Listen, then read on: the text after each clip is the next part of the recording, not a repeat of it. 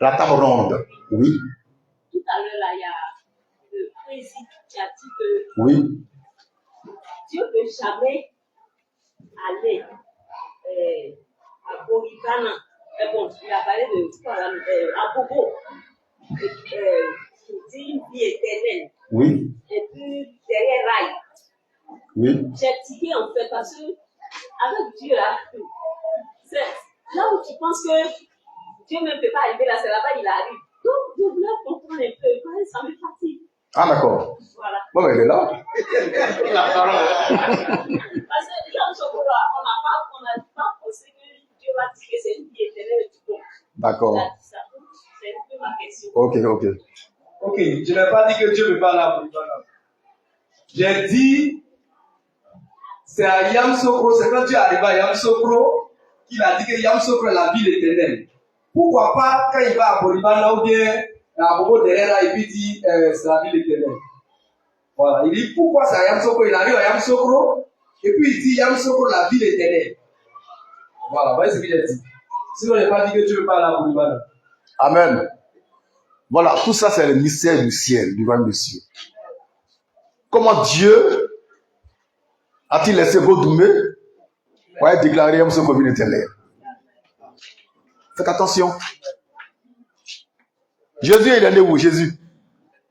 À Bethléem. Mais là, c'est quoi la ville de David, c'est où? La ville de Dieu, c'est où? Alors, je reprends. Jésus est né où? À Bethléem. Mais la ville sainte, c'est Jérusalem. Oh. Bon, ce qui est sûr,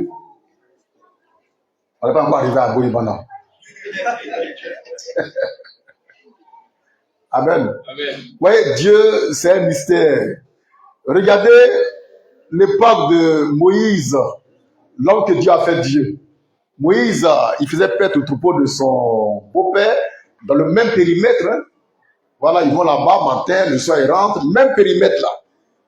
Mais un jour, Dieu apparaît à Moïse dans un buisson ardent. Dieu lui dit, là où tu te tiens là, c'est un lieu saint, ôte tes souliers. Pourtant, ce lieu-là, il est parti là plusieurs fois avec les moutons qui chient là-bas, les cabris qui chient là-bas. Vous avez déjà vu les catas de cabris, c'est... Voilà. Et Dieu dit ici, là où tu es là, c'est un lieu saint, ôte tes souliers. Donc, quand Dieu descend dans un coin, c'est lui qui dit que le coin là est saint, est pur. Amen. Mais je suis allé plusieurs fois à Yamoussoukro. Plusieurs fois on est allé à Yamoussoukro. Au temps du commissaire Allah, par exemple, on a même prêché, dans les rues, tout ça. Moi, j'ai visité la basilique avec ma famille. Bon, j'ai dormi dans l'hôtel à Yamoussoukro, avec ma femme, bien sûr. Et puis, c'est la dernière fois, le samedi 8 mars, que Dieu dit la ville éternelle. C'est un mystère. Voilà. Donc, dans le cas, c'est comme ça. Que Dieu soit béni. Maintenant, qui va me donner la révélation des 3 mystères du royaume des cieux? On a vu ça la dernière fois. Aujourd'hui, on va d'abord faire interrogation orale pour voir si on a bien compris la leçon avant de progresser. Je commence à ma gauche, là, et celle que je vois devant moi, c'est vraiment pasteur l'amant du pasteur Samuel.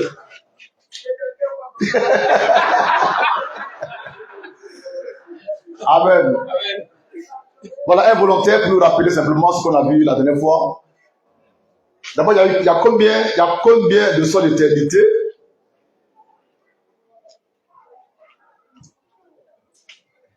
Il y a combien de sorts d'éternité? J'ai entendu 3, mais je n'ai pas envie de m'élever. Abigail, Senior, c'est 3. Junior, c'est 3 sorts d'éternité. C'est ça? Qui sont, bon, donne le micro là-bas. 3 sorts d'éternité. D'accord, c'est bon. Qui sont,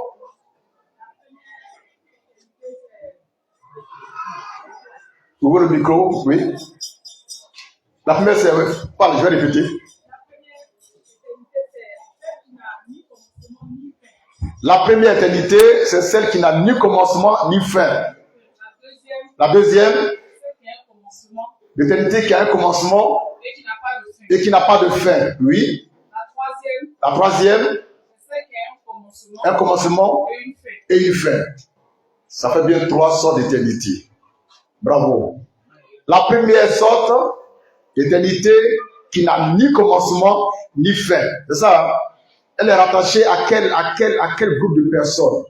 À quel genre, à quelle entité? Oui, Yéboué.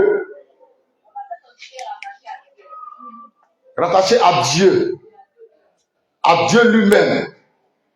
Donc Dieu n'a ni commencement ni fin. Mais est-ce que Dieu est le créateur de l'éternité? Est-ce que Dieu a créé l'éternité? Ou bien est-ce que l'éternité est une génération spontanée?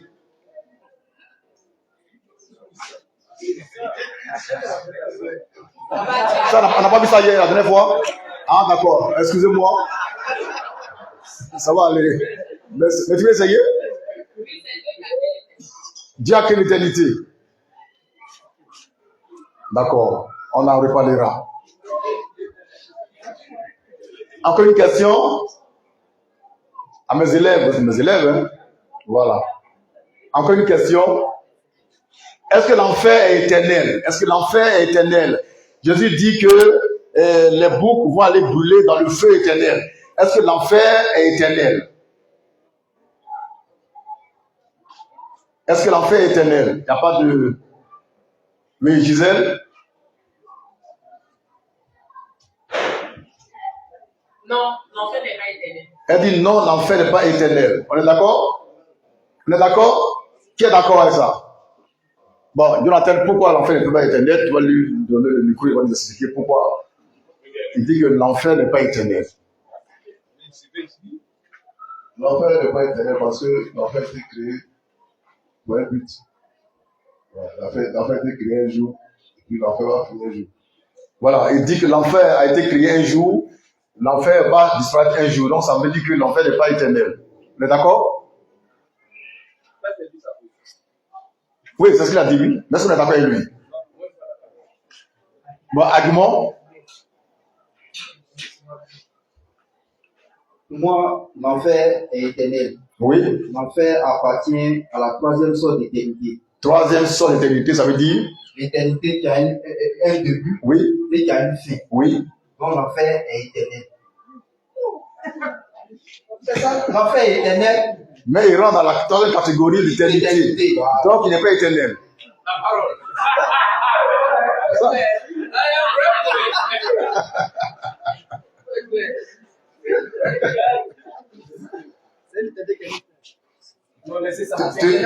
Tu le prends? L'enfer Oui. appartient à la troisième sorte d'éternité. C'est-à-dire? L'éternité qui a un début oui. Et qui aura une fin. D'accord. Donc est-ce qu'il est éternel? Il est éternel.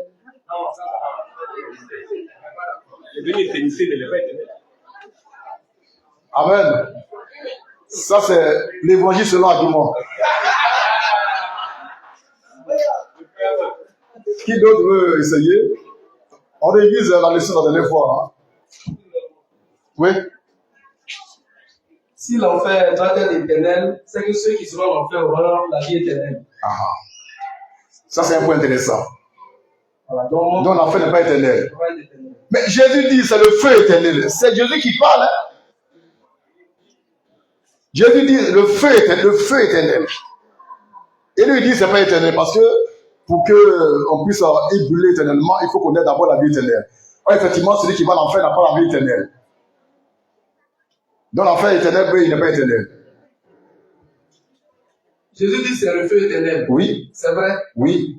Mais ceux qui vont aller là-bas ne vont pas brûler éternellement. Oui. Le feu éternel, je peux dire que c'est une appellation. Oui. Voilà. Donc c'est un mystère. Oui. Voilà.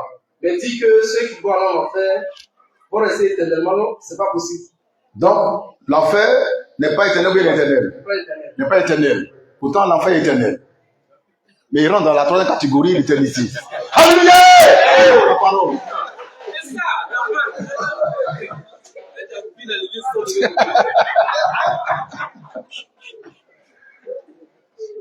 C'est bon? Ok. Maintenant, le paradis, est-ce qu'il est éternel? Le paradis, là où Jésus est parti nous préparer un lieu, est-ce que ce paradis est éternel? Si oui, pourquoi? Oui, allons-y. Tu parles fort? Pas le micro. C'est le frère Karim, il dit Le paradis est éternel. le paradis est éternel. Pourquoi? Parce que le paradis a un commencement et n'a pas de fin. Il dit le paradis a un commencement, il n'a pas de fin. Et Il le est... paradis Attends, je réponds à la question d'abord. Le paradis est comment? a un commencement, mais n'a pas de fin. Donc il est... Éternel. Voilà. Là, tu voulais ajouter quelque chose? Je voulais dire que le paradis appartient à la deuxième sorte D'éternité. d'éternité. Voilà. Maintenant, la terre où nous sommes, la terre qui a été créée depuis le commencement, est-ce que c'est une terre éternelle? La terre. Est-ce que la terre est éternelle? La terre. Là, c'est nouveau, on n'a pas vu ça la dernière fois, mais je demande. Est-ce que la terre que Dieu a créée au commencement, est-ce que c'est une terre éternelle? Est-ce que la terre est éternelle? Jonathan, le micro. Est-ce que la terre est éternelle? Oui. Bon, moi je pense que la terre n'est pas éternelle. La terre n'est pas éternelle. Parce que d'abord, la terre est une création.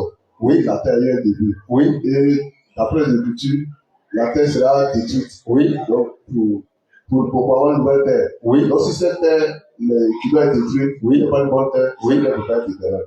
D'accord, ça c'est l'évangile selon Jonathan. Il dit, la terre sera détruite, ça veut dire qu'elle ne peut pas être éternelle. Qui d'autre? Ici? Ce matin, on ne voit pas les femmes. Hein? Ici, si on a vu les femmes, on a vu 2 femmes. Et là, mais est-ce qu'il a raison? Est-ce que vraiment Dieu va détruire la terre?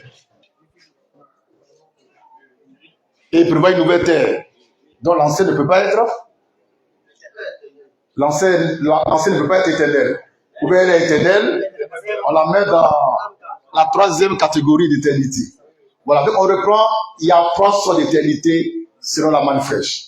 La première, éternité qui n'a ni commencement ni fin. La deuxième, éternité qui a un commencement qui n'a pas de fin. Et la 3e, éternité qui a un commencement et qui a une fin. Quand vous me dites, frère, vie éternellement, ça veut dire quoi? Ah, il faut avoir une longue vie. Vivre longtemps. La manne fraîche est-elle éternelle? Est-ce que la manne fraîche est éternelle? Oui ou non? Oui. Oui, et pourquoi? Jonathan? La manne fraîche est éternelle parce que la manne fraîche est Dieu.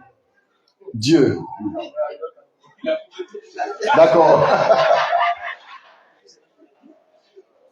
Si la manne fraîche est Dieu, c'est que la manne fraîche est... Mais si c'est Dieu manifesté en chair. Si la manne fraîche est Dieu manifesté en chair, est-ce qu'elle est Dieu éternelle? Même si la manne fraîche est représentée en chair, la manne fraîche est forcément éternelle parce que même si la chair est détruite, l'esprit est toujours là. Ça, c'est un aigle, hein? Amen. Voilà, que Dieu soit béni.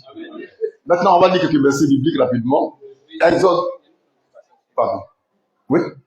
Il y a une préoccupation aussi sur le net. Oui. Boris Junior, l'enfer est éternel où? Je ne comprends pas. S'il vous plaît, expliquez-moi. J'ai raté la prédication.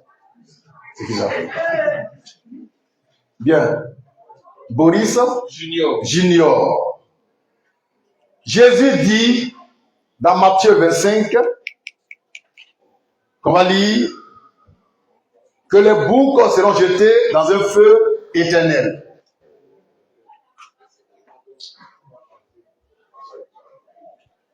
Lecture d'abord.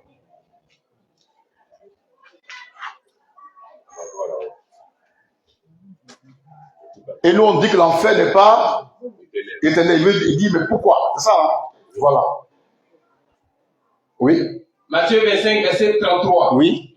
Il mettra les brebis à sa droite Oui. et les boucs à sa gauche. Oui.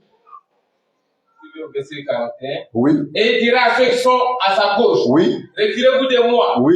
maudits, Oui. allez dans le feu éternel, Oui. qui a été préparé pour le diable et pour ses anges. Ok. Donc ce feu a été préparé. Ça veut dire qu'il a eu un commencement.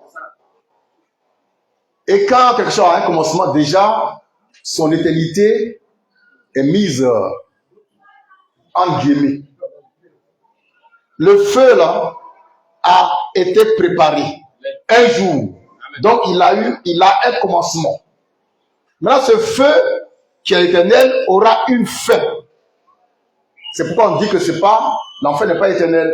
Bien qu'il soit éternel, si on le met dans la troisième et dernière catégorie d'éternité. Je ne sais pas s'il comprend, hein, ce Boris. Est-ce qu'il a le Saint-Esprit? Est-ce qu'il a le Saint-Esprit, ce Boris?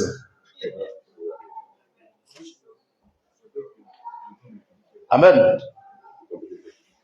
Donc je reprends. Pour Boris, mais je m'assure, est-ce qu'il a le Saint-Esprit? Le feu éternel peut être éternel. Il peut aussi ne pas être éternel. Selon la révélation que Dieu nous donne à travers les trois catégories d'éternité. Tout ce qui est créé n'est pas éternel, mais peut être éternel. C'est pourquoi il faut comprendre d'abord le mystère de trois éternités. L'enfer a été créé un jour. Il prendra fin un jour. Donc, il n'est pas éternel. Pourtant, si on le met dans la troisième catégorie, il est éternel. C'est-à-dire éternité qui a un début et une fin. Donc, le feu de pas Jésus là, un jour, il va s'éteindre. Et c'est pourquoi l'aigle a dit que pour que tu sois dans ce feu-là, pour toujours, il faut que tu aies la vie éternelle. Or, ceux qui vont là-bas, là, n'ont pas la vie éternelle. Donc, c'est une vie qui va finir un jour. Et Satan aussi est là-bas, avec les démons. Dieu va les anéantir complètement pour qu'on ne parle plus jamais d'eux. Mais on peut dire que l'enfer est éternel parce que on peut l'inclure dans la troisième et dernière catégorie d'éternité. Il faut comprendre d'abord le mystère de trois éternités pour situer la position exacte de l'enfer et même du paradis. C'est pour dire, est-ce que le jeune homme là, il a le Saint-Esprit? Ça, c'est la manne fraîche. C'est du lourd. C'est pas pour les kékouvaïstes. C'est bon? Il n'y a plus de questions? Bien. On va lire maintenant Exode 3, 13 à 15. Hébreux 7, 1 à 3. D'abord. Ça ne sera pas long. Oui. Exode 3. Oui. 13 à 15. Oui. Moïse dit à Dieu. Oui. J'irai donc. Oui. Vers les enfants d'Israël. Oui. Et je les tuerai. Oui. Le Dieu de mon père. Oui. Envoie vers vous. Oui. Mais, Oui. s'il me demande. Oui. Quel est son nom? Oui. Je répondrai. Oui. Dieu dit à Moïse. Dieu dit à Moïse, Je suis celui qui suis. je suis celui qui suis. Et il ajouta. Il ajouta, C'est ainsi que tu répondras c'est ainsi que tu répondras aux enfants d'Israël. aux enfants d'Israël. Celui qui s'appelle. Celui qui s'appelle, Je suis. je suis, M'a envoyé vers vous. m'a envoyé vers vous. Je suis là. Ça englobe le passé, le présent, le futur. C'est l'éternité qui est là. Amen.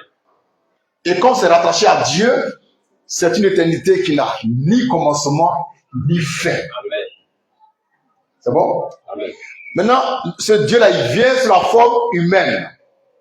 En Jésus-Christ, homme. Et puis, il a été crucifié un jour. Un jour, il sort du tombeau. Est-ce que ce Dieu-là est éternel? Jésus est venu. Il n'a ni commencement, ni fin. Donc, il est éternel. Et ça, c'est la vraie éternité. Et puis, il devient chair. Il devient homme, Jésus-Christ, homme. On l'attrape un jour, on le juge, on le condamne, on le crucifie, on enterre, puis il sort du tombeau. Entre le temps de la crucifixion et puis le temps de sa résurrection, est-ce que ce Dieu-là fait chair et éternel?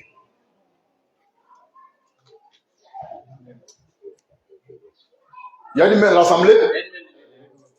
Oui.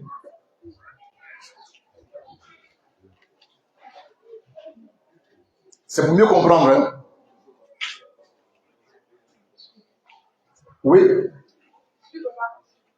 Oui, il est éternel. Non, pendant ce temps-là, il n'est pas éternel. De sa naissance à sa mort, À sa mort. il n'est pas éternel. D'accord? Mais est-ce qu'on peut dire qu'il est éternel? On le met dans quelle catégorie d'éternité? Oui, c'est juste. Oui? On le met dans la troisième sorte d'éternité. Troisième sorte d'éternité. Pourquoi? Il est né un jour, et puis il est mort un jour. C'est ça? Oui, c'est ça. D'accord. Maintenant, lisons Hébreux 7, 1 à 3. Le cas de Melchisedec. Il n'a ni commencement de vie, ni fin de jour. Est-ce qu'il est éternel? Est-ce qu'il est éternel? On le met dans quelle sorte d'éternité? La première, c'est-à-dire ni commencement, ni fin. Est-ce que ça dit que ce Melchisedec est Dieu? Oui. Est-ce qu'il est Dieu? Oui, Dieu. Répondez bien. Oui. Ok, il est Dieu. Très bien, merci. Maintenant, on lit Apocalypse 1, 17 à 18. Apocalypse 1, 17, 18, oui. 17, 18. Oui, Quand je le vis, oui, je tombais accepté comme mort. oui, Il posa sur moi oui, sa main droite oui, en disant, oui, ne crains point, oui, je suis le premier et le dernier, oui, et le vivant. oui. J'étais mort, J'étais mort, et et voici, voici, je suis vivant. je suis vivant Au siècle des siècles. au sein des siècles. J'étais les clés de la mort. Merci. Ici, c'est quelle sorte d'éternité? J'étais mort, et voici, je suis vivant au siècle des siècles. C'est quelle sorte d'éternité? Deuxième, c'est-à-dire, il y a un commencement, il n'y a pas de fin. Et la question de qui ici? Oui, de Jésus. Oui, homme, ressuscité, glorifié. Donc Jésus, il sort du tombeau, Jésus qui n'était pas éternel, il sort du tombeau et puis il rentre dans l'éternité. Maintenant, qui a créé l'éternité? On a bien répondu à la question. Qui a créé le temps? Est-ce que le temps est éternel? Est-ce que le temps est éternel? Oui, Karim. Le temps est? Il dit le temps est éternel. Est-ce qu'on ne peut pas trouver dans une catégorie, mettre le temps là-bas? Le temps c'est quoi? Le temps peut avoir un début et une fin. C'est comme un âge. Je suis né le 1er janvier, je meurs le 31 décembre. C'est un temps écoulé. C'est un âge. Non, cet âge-là, on met ça dans quelle sorte d'éternité? Troisième. Donc ici, il y a l'éternité qui a un commencement et une fin. C'est bon? Maintenant, qui a créé le temps? C'est Dieu. Quand il a créé le temps, c'était pour que le temps soit éternel, mais c'est pour que le temps soit temporel. Temporel. Seulement, Le paradis là est dans le temps. le paradis est dans le temps. Alors, on va vivre éternellement. Oui. Bon, je regarde maintenant du côté des brebis, ceux qui ont la vie éternelle. Donc le paradis est dans le temps. Et on a dit, cette vie éternelle n'a plus de fin. Donc si elle n'a plus de fin, on va avec le temps. Oui. Donc le temps, La deuxième fois. Le temps est éternel. donc le temps est éternel. On le met dans quelle catégorie de temps? D'éternité. Deuxième. On peut se le mettre dans la dernière catégorie si on est sur terre, par exemple. C'est bon? C'est-à-dire, je veux qu'on comprenne bien le mystère des trois d'éternité. Là. Ça englobe toute la création, en fait. Tout est dedans. Bon, on a lu ça. On va lire maintenant le chapitre 22. C'est ça? 22, 13. Quelqu'un prend Daniel 3, 9. Oui. Apocalypse 22, Oui. verset 13. Oui. Je suis l'alpha et l'oméga, Oui. le premier et le dernier, Oui. le commencement et la fin. Oui. Ici, c'est intéressant. Il a le commencement et la fin. Est-ce qu'il est éternel?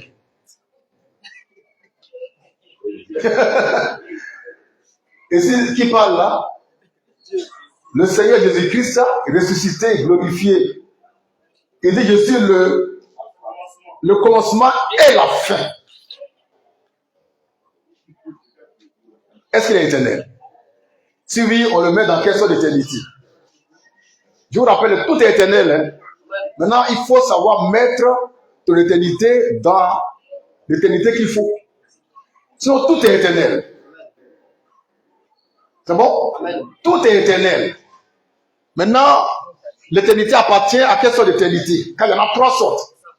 Jésus dit, je suis le commencement et la fin. Donc, il a commencé un jour. Il va finir un jour. Ça, c'est l'éternité. De quelle sorte d'éternité?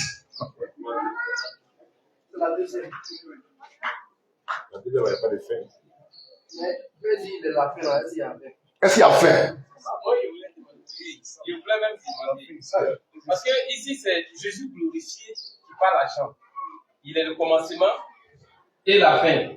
Bon, le commencement, là, je pense que comme il est ressorti tombeau là, je crois voir. Mais de quelle fin parlons-nous ici? Mais d'abord, de quel commencement parlons-nous?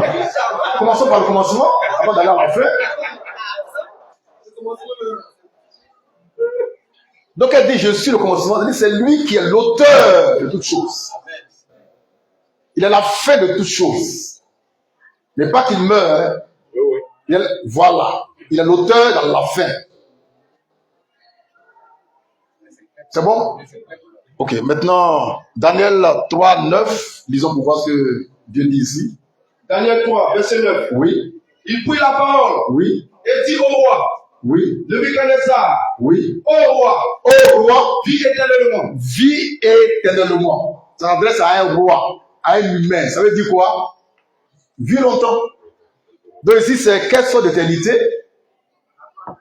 La 3e. Ça veut dire éternité qui a un commencement et une fin. Bon, j'espère qu'on a bien révisé le cours. Ça peut aller? Il y a des questions? Oui?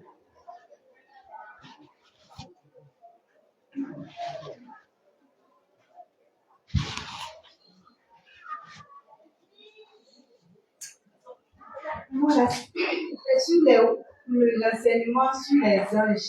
Les anges, oui. La dernière fois, tu as pensé, mais depuis lors, c'est pas clair dans ma tête. Oui. Parce que tu avais parlé que chacun a son ange gardien. Oui. Et puis, bon, la dernière fois, Gisèle aussi a dit non, elle sait que son ange gardien, là, c'est toi. Donc, oui. Elle a dit que papa, nous qui sommes à la manne fraîche, oui. nous tous là, notre ange gardien, là, c'est toi. Oui. Ou bien, elle a dit qu'en dehors de toi, ta protection, chacun de nous a son ange aussi auprès de lui. Parce que je n'arrive pas à comprendre. Très bien. C'est ce que je veux savoir. Amen. Pour le temps de l'eau du matin, je suis l'ange par essence et par excellence. Mais chacun a son ange. Chacun a son ange. Maman pasteur, tu as ton ange.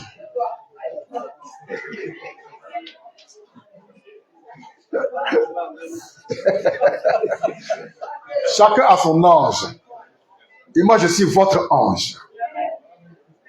Vos anges sont des gens célestes. Moi, je suis un ange terrestre. Je reprends. Hein.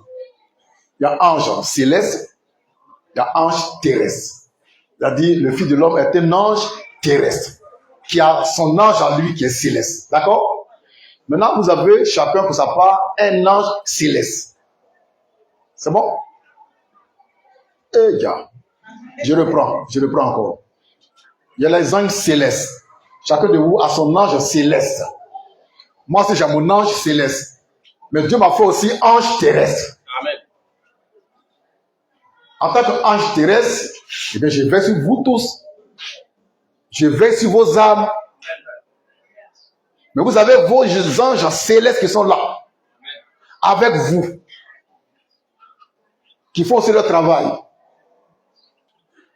Donc, pour Gisèle, effectivement, ici son ange. Et elle a son ange céleste. Amen. Maintenant, vos anges se nourrissent de ma parole. C'est compliqué? Bon, je reprends. Hein. Vos anges là, célestes là, ils se nourrissent de la manne fraîche que moi je prêche. Chaque matin, ils plongent les regards là-dedans. Mais ils sont là à côté de vous. Vous ne les voyez pas? Vous voyez pas les gens qui sont là? Ah, vous voyez l'ange terrestre, vous voyez pas les gens célestes. Amen. Donc chacun a un ange céleste, et je suis l'ange terrestre, et moi j'ai mon ange céleste. Ça va? Amen. Merci. Mais viens, Ulrich. C'est bon, Michel? C'est bon? C'est bon? Ah, d'accord, viens.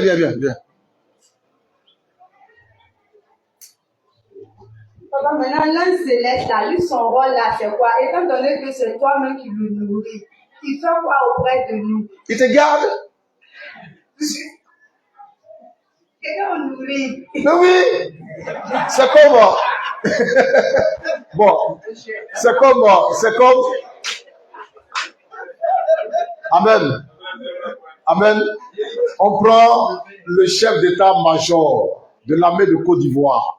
C'est le plus grand des militaires. C'est ça, non? Et puis il envoie un détachement devant ta maison pour te garder. Donc lui, il te garde, mais à travers le détachement qui t'a affecté. C'est la même chose, hein? C'est bon? Eh gars. On prend l'armée de Côte d'Ivoire, là. Il y a le chef d'état-major. C'est le patron de tous les militaires. Donc lui, il garde le pays, il garde les militaires, il garde tout le monde. Maintenant, il envoie 2 militaires garder soit un chef de parti politique. Mais c'est lui, il les commande.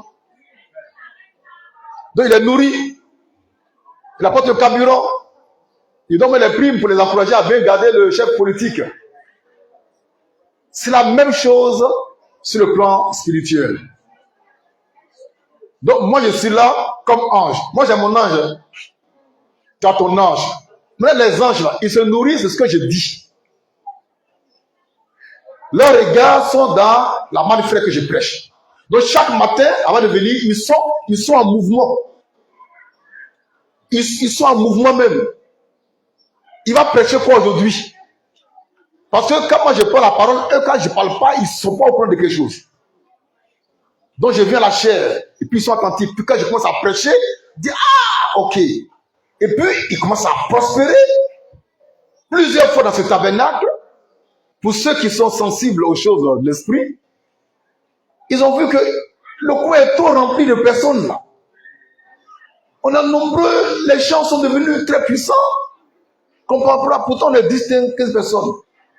Mais ce sont les uns qui sont là. Donc il y a des moments où ils participent à l'adoration, à la louange et même à la prédication. Et puis le coin devient un coin mystique. Et c'est comme s'il y a beaucoup d'hommes à l'église. Mais quand tu regardes, vous êtes 10 assis là. Ils sont là. Ce sont vos anges. J'ai pour moi, quand on vient matin, tout le monde est là. Ils sont là, moi je les vois. Bon, ce qu'on va faire. Les Africains, quand on leur montre les secrets, ils deviennent des sorciers. C'est bon. Tu vas pas, mais c'est bon. Donc, Michel, tu as compris? Voilà, il y a le chef d'état-major, il y a le patron de tous les militaires. Donc, c'est lui qui garde le pays, en fait. Mais à travers d'autres militaires. Et lui, quand le chef de l'État donne le budget des militaires, eh bien, il donne à ses collaborateurs, et puis qui vont sur la garde. Mais lui-même, là, il n'est pas devant ta porte, hein, mais il sait qu'il a mis quelqu'un devant ta porte. C'est comme ça qu'il faut. Et puis, chaque soir, les militaires rendent compte à leurs supérieurs, et puis ils font des rapports. C'est la même chose sur le plan spirituel, c'est la même chose. Ça peut aller? Viens encore. C'est pas encore fini, on dirait.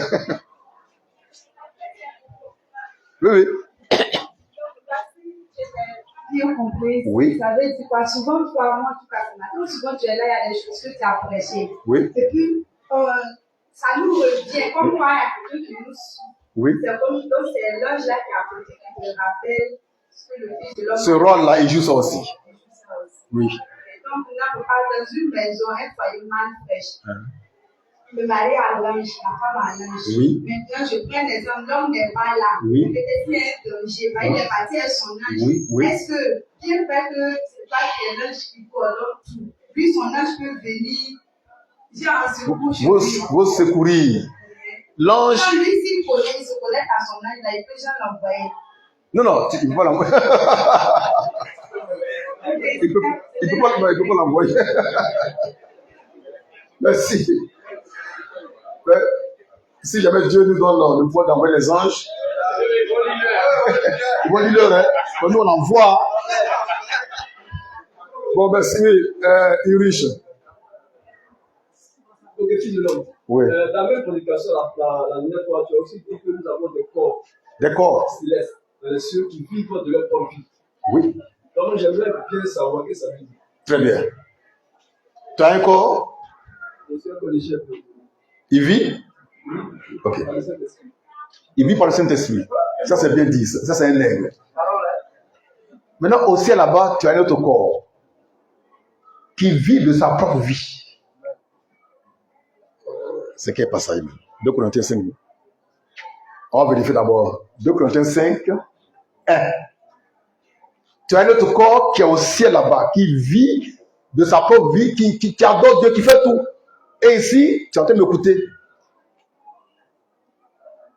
C'est ce corps-là que Dieu enverra pendant l'enlèvement pour qu'on puisse aller au ciel.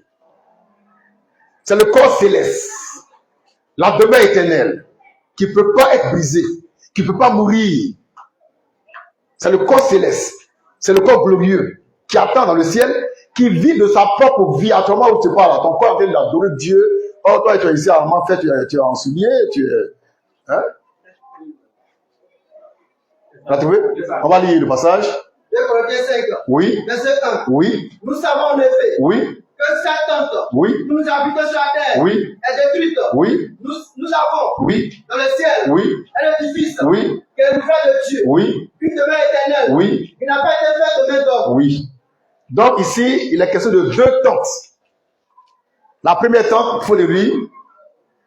Nous savons, en effet, oui, que que cette tente, il parle de quoi? Du corps humain. Oui. où nous habitons sur la terre, On habite sur la terre. Donc tu es dans ton corps humain et tu habites sur la terre, dans un corps humain. D'accord? Oui. est détruite. Si c'est détruit, c'est-à-dire si tu meurs, oui. Nous avons, tu as dans le ciel un édifice, donc un autre corps, oui. l'ouvrage de Dieu, Oui. une demeure Éternel. n'a pas été faite de main d'homme. Voilà. Donc pendant que tu me parles là, ton corps céleste est au ciel là-bas, en train de faire autre chose. Donc tu as 2 corps, corps physique, corps céleste. C'est bon? Maintenant on sort du tombeau corps spirituel qui diffère du corps céleste. Les gars, ça maintenant c'est les profondeurs. Je meurs aujourd'hui, d'accord? On m'enterre. J'ai fait peut-être 10 ans. Maintenant Jésus va revenir. Il revient, moi je sors du tombeau, corps spirituel, image de Dieu.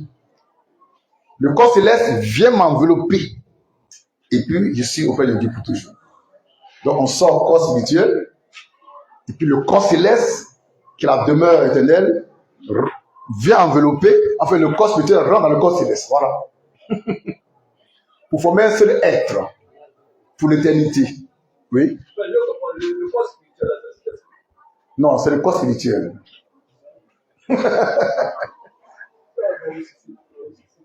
Pas dans le micro. aussi nous devons ressusciter par la force du Saint-Esprit. Donc c'est quoi qui ressuscite là? C'est pas le Saint-Esprit. Non, c'est ton corps spirituel qui est animé du Saint-Esprit. Mais ton corps spirituel, ce n'est pas le Saint-Esprit. D'accord? Voilà. Il est animé du Saint-Esprit, c'est pourquoi il a la force de sortir du tombeau par l'esprit de la résurrection. Maintenant, il sort du tombeau en tant qu'esprit, un corps spirituel qui va être enveloppé du corps céleste pour l'éternité.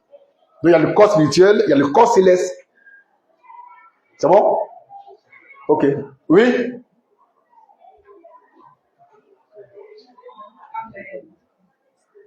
C'est bon?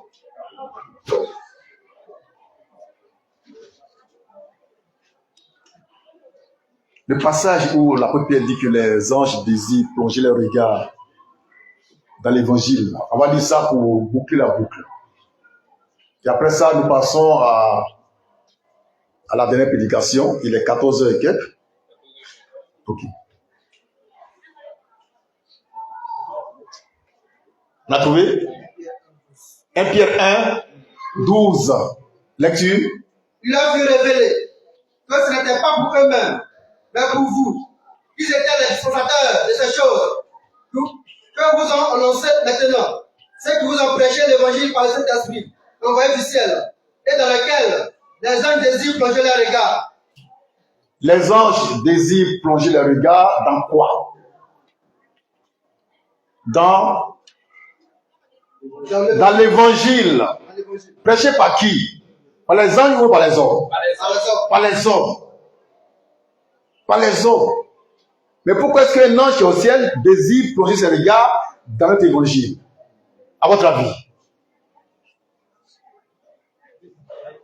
C'est pour se nourrir de la parole, de la révélation que Dieu donne. Dieu n'a pas donné ça aux anges, mais aux hommes. Donc Dieu même là, il veut que les anges là, écoutent notre prédication. Voilà pourquoi quand tu ne crois pas au Fils de l'homme, Dieu dit tu vas l'enfer. Parce que les anges même croient en ça. Et toi tu ne crois pas en ça parce que tu as ta Bible. Mais non. Donc les anges célestes là, chaque matin, ils veulent plonger leur regard dans ce que moi je dis. Je vais dire quoi ce matin? Ils attendent. Et quand je me prépare à prêcher, moi j'ai pris simplement, je dors, je mange, je ressens une parole qui est dans mon cœur. Quand je ne parle pas, l'ange ne sait pas. Il est là, mais il ne sait pas. Et puis je ne vais rien lui dire. Là, je viens ici, quand je commence à prêcher, voilà. Je commence à comprendre le mystère du royaume des cieux. Mais c'est extraordinaire qu'un homme puisse enseigner les anges. C'est pourquoi quand tu ne crois pas au Fils de l'homme, là, tu vas à l'enfer, effectivement. C'est bon? Question derrière? Oui? Tu approches?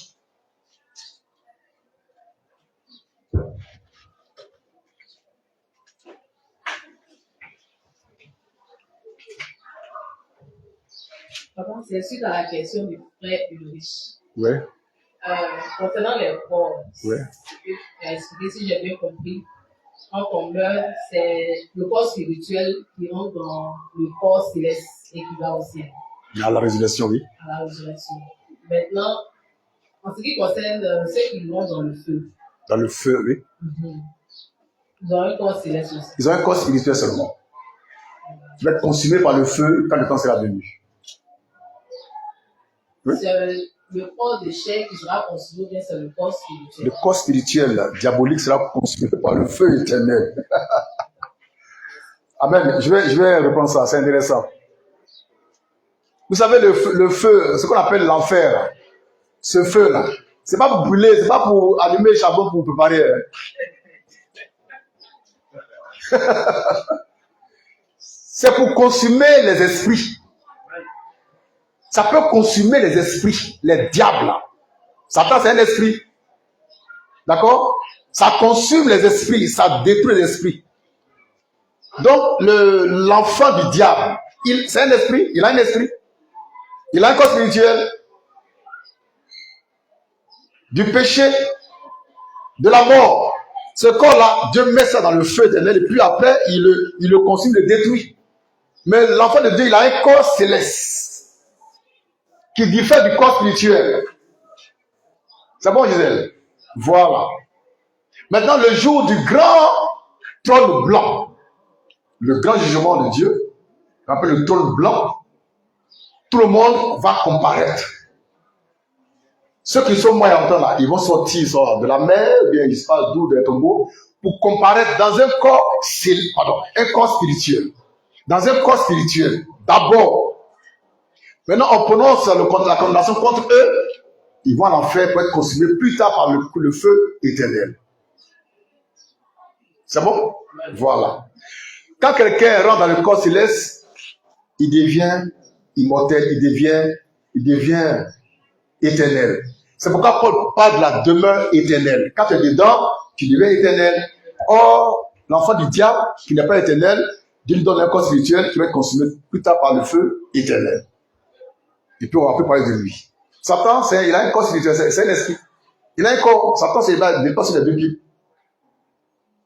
Satan, il marche sur les deux pieds comme ça.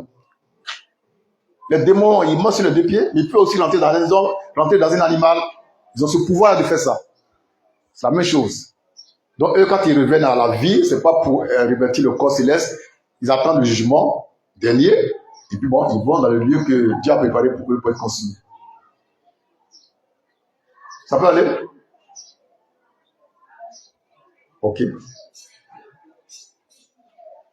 On va demander aux techniciens de se préparer pour la dernière intervention.